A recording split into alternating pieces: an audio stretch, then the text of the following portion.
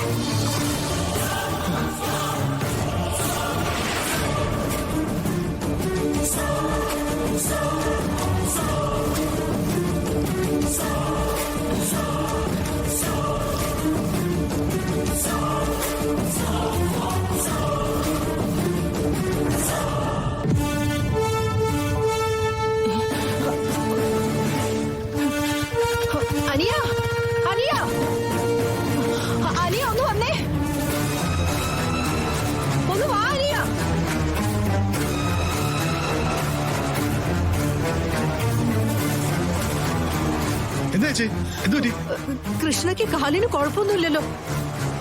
മോളിക്കുട്ടിയുടെ കൂടെ ഇപ്പൊ ഓട്ടോയിൽ കയറി പോയല്ലോ. ചേച്ചി എന്തൊക്കെയാ പറയുന്നത്? ഞാനിപ്പോ കൃഷ്ണമോട് നിന്നല്ലേ ഇങ്ങോട്ട് വരുന്നേ. ഞാൻ കണ്ടത് സത്യ. മോളിക്കുട്ടിയെ വിളിച്ചൊന്ന് ചോദിക്കേ, അവളുടെ കൂടെ കൃഷ്ണ ഉണ്ടായിരുന്നോന്ന്.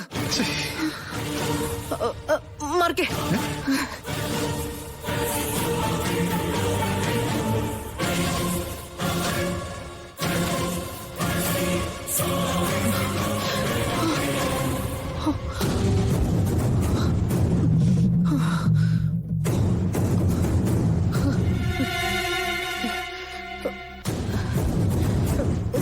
നിന്നെ പോലെ വേറൊരാളും കൂടി ഉണ്ടോ?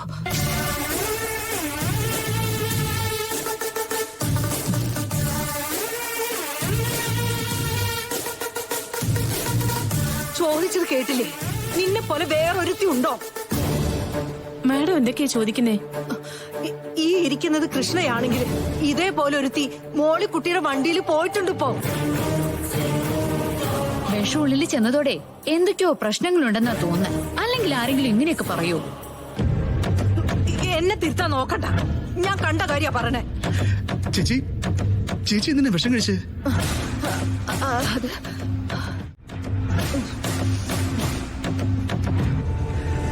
ആത്മഹത്യക്ക് ശ്രമിക്കാനും മാത്രം ഇവിടെ എന്താ പ്രശ്നം? ഞാൻ അങ്ങനെയൊന്നും ചിന്തിച്ചിട്ടില്ല. ഇല്ലാതെ പിന്നെ എന്തെങ്കിലും വിഷമുണ്ടെങ്കിൽ അത് എന്നോട് പറഞ്ഞൂടെ? അളിയനോടോ മോനോടോ ആരോടോ പ്രശ്നം? ഞാൻ അവരെ വിളിച്ച് സംസാരിക്കാം. വേണ്ട. ഇല്ല ചേച്ചി, അങ്ങനെ ചിന്തിച്ചു പോയത് കടുത്ത തെറ്റ് തന്നെയാ. ഇനി അത്തരം ചിന്തകളൊന്നും ചേച്ചിയുടെ മനസ്സിൽ വരാൻ പാടില്ല. അനിയ, ഒരു കാര്യം ഞാൻ ഉറപ്പിച്ച് പറയാം, ഇവളെ പോലെ ഒരുത്തു കൂടിയുണ്ട്. ഇവിടെ എന്തോ ഒരു ചതി നടക്കുന്നുണ്ട്. ഇവിടെ എന്തോ ഒരു ചതി നടക്കുന്നുണ്ട്. എനിക്കത്രേ പറയാനുള്ളൂ. പാവം, അസ്വസ്ഥത മാറിയിട്ടുണ്ടാവില്ല, അതുകൊണ്ടാ ഇങ്ങനെയൊക്കെ പറയുന്നേ. ശാന്തി, ചേച്ചി എപ്പോഴും ശ്രദ്ധിക്കണം. മനസ്സിന് ഉറപ്പില്ലാത്ത ആളാ. എനിക്ക് എത്രമാത്രം ഇഷ്ടമാണ് ചേച്ചി എന്ന് ശാന്തിക്ക് അറിയാവുന്നതല്ലേ? അറിയാം സർ, ഞാൻ നോക്കിക്കൊള്ളാം. മോളെ, എപ്പോഴും നിന്റെ ഒരു ശ്രദ്ധ വേണം കേട്ടോ. മനുഷ്യന് എപ്പോഴും ഈ അബദ്ധങ്ങൾ ചിന്തിക്കാൻ അറിയില്ല.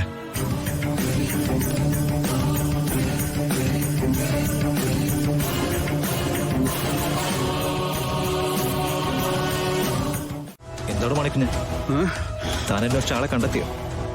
ഇല്ല സാറേ, എന്തായാലും ഞാനൊന്ന് കളരിക്കിലേക്ക് വിളിക്കട്ടെ.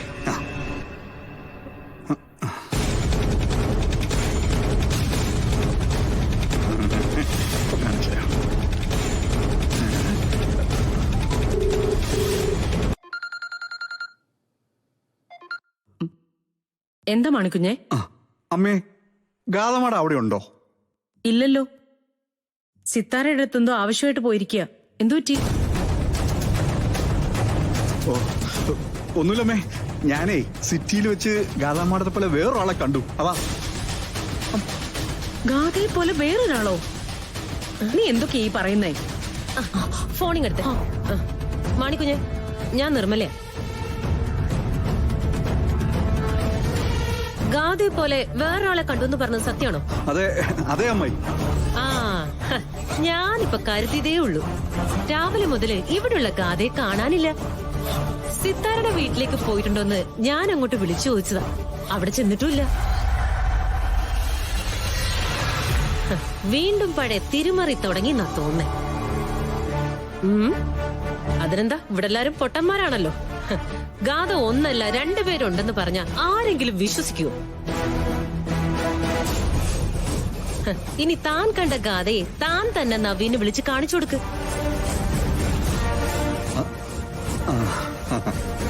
Hello hello. കേട്ടല്ലോ സാറേ, കേട്ടോ? മണിക്കുഞ്ഞ്, താൻ പറയുന്നതിൽ എന്തോ കാര്യമുണ്ടെന്ന് പെട്ടെന്ന് എനിക്കും തോന്നുന്നുണ്ട്. ഞാൻ ഗാദിയൊന്ന് വിളിച്ചു നോക്കട്ടെ.